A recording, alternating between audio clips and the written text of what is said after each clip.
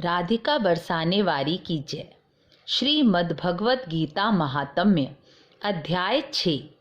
श्री भगवान कहते हैं, प्रिय लक्ष्मी, अब मैं आपको छठे अध्याय का महात्म्य सुनाता हूँ, जिसे सुनने वाले मनुष्यों के लिए मुक्ति सहज ही हो जाती है। गोदावरी नदी के तट पर प्रतिष्ठानपुर नाम का एक विशाल नगर है, जहाँ मैं पिप्पलेश के नाम से प्रसिद्ध होकर रहता हूँ। उस नगर में जानश्रुति नामक राजा राज्य करते थे, जो भूमंडल की प्रजा को अत्यंत प्रिय थे। उनकी प्रसिद्धि प्रचंड तेज के समान जान पड़ती थी। प्रतिदिन होने वाले यज्ञ के धुएं से नंदनवन के कल्प वृक्ष इस प्रकार काले पड़ गए थे कि उनके यज्ञ में प्राप्त आहुति को देवता लोग छोड़कर नहीं जाते थे। उस राजा के शासनकाल में खेती में होने वाले सभी उपद्रव शांत हो गए थे। राजा बावली, कुएं और पोखरे खुदवाते रहते थे। एक समय राजा के दान, तप, यज्ञ और प्रजा पालन से संतुष्ट होकर स्वर्ग के देवता भी वर देने के लिए आए। वे सब देवता हंसों का रूप धारण करके आकाश मार्ग से उड़ने लगे। उड़ते हुए सभी हंस आपस में बात भी करते जाते थे। तभी पीछे वाले हंसों ने आगे जाने वाले को संबोधित करके कहा, अरे भाई, तुम लोग जल्दी जल्दी आगे क्यों हो गए? यह मार्ग बड़ा दुर्गम है, इसलिए हम सबको साथ मिलकर चलना चाहिए। क्या तुम्हें दिखाई नहीं देता? यह सामने ही पुण्य मूर्ति महाराज जानश्रुति का तेज पुंज के रूप में प्रकाशमान हो रहा है। इस तेज से भस्म होने की आशंका है, इसलिए हमें सावधान होकर चलना चाहिए।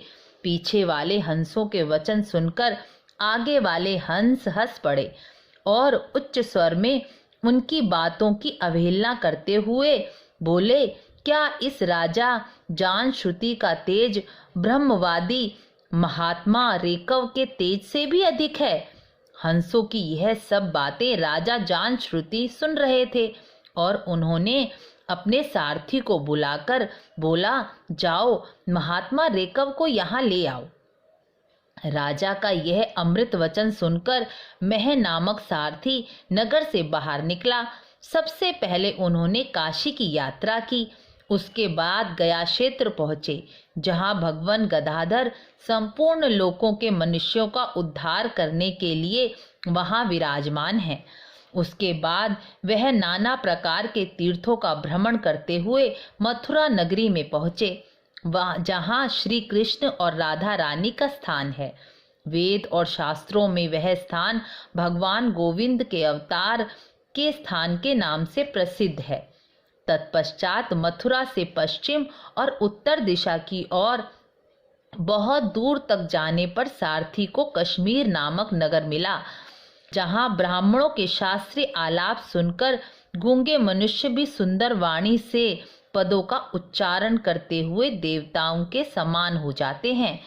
जहाँ माणिकेश्वर नाम से प्रसिद्ध भगवान चंद्रेश्वर देहधारियों को वरदान देने के लिए नित्य निवास करते हैं।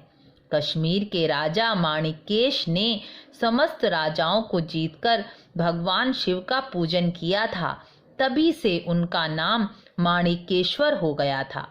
उन्हीं के मंदिर के दरवाजे पर महात्मा रेकव एक छोटी सी गाड़ी पर बैठे अपने अंगों को खुजलाते हुए वृक्ष की छाया का सेवन कर रहे थे। इसी अवस्था में सारथी ने उन्हें देखा। राजा के बताए हुए चिन्ह से उन्होंने रेकव को पहचान लिया और उनके चरणों में प्रणाम करके कहा, हे ब्राह्मण, आप किस स्थान पर रहते हैं? आपका पूरा नाम क्या है? और आप तो सदा स्वच्छंद विचरने वाले हैं, फिर यहाँ किस लिए ठहरे हैं? सारथी के ये वचन सुनकर परम आनंद में मगन महात्मा रेकव ने कुछ सोचकर कहा, यद्यपि वह पूर्ण काम है, हमें किसी वस्तु की आवश्यकता नहीं है। रेकव के अभिप्राय को आदर पूर्वक ग्रहण करके सारथी धीरे से राजा के पास चल दिया। वहां पहुंचकर राजा को प्रणाम करके हाथ जोड़कर सारा समाचार सुना दिया। उस समय राजा के मन में महात्मा रेकव के दर्शन की इच्छा प्रकट हो गई और राजा महात्मा रेकव के दर्शन के लिए चल दिए। वह महात्मा रेकव के लिए बहुमूल्य हार सामग्री सहस्त्रों गायों को भी साथ लेकर चल दिए और महात्मा रेकव के पास हाथ जोड़कर प्रणाम किया। महात्मा रेकव अत्यंत भक्ति में पड़े हुए राजा जानश्रुति से कुपित हो गए और बोले, यह वस्त्र हार बहुमूल्य सामग्री और गायें स्वयं ले जा। राजा ने श्राप के भय से महात्मा के पैर पकड़ लिए और भक्ति पूर्वक कहा, महात्मा आप मुझ पर प्रसन्न होइए। आप में यह अद्भुत तेज कैसे आया, प्रसन्न होकर मुझे बताएं। रेकव ने बताया, राजन मैं प्रतिदिन गीता के 6 अध्याय का पाठ करता हूँ। इसी से मेरी तेज राशि देवताओं के लिए भी दुस्सह है। तब परम बुद्धि राजा भी रेकव से गीता के 6 अध्याय का अभ्यास करके अपने राज्य लौट गए और तब से वह गीता के 6 अध्याय का पाठ कर मोक्ष को प्राप्त हुए और रेकव भी बैकुंठ धाम को गए। हंस का रूप धारण किए देवता भी अपने अपने लोक चले गए। जो मनुष्य सदा ही एक ही अध्याय का जप करता है वह विष्णु के स्वरूप को प्राप्त करता है। इसमें तनिक भी संदेह नहीं करना चाहिए। राधे राधे।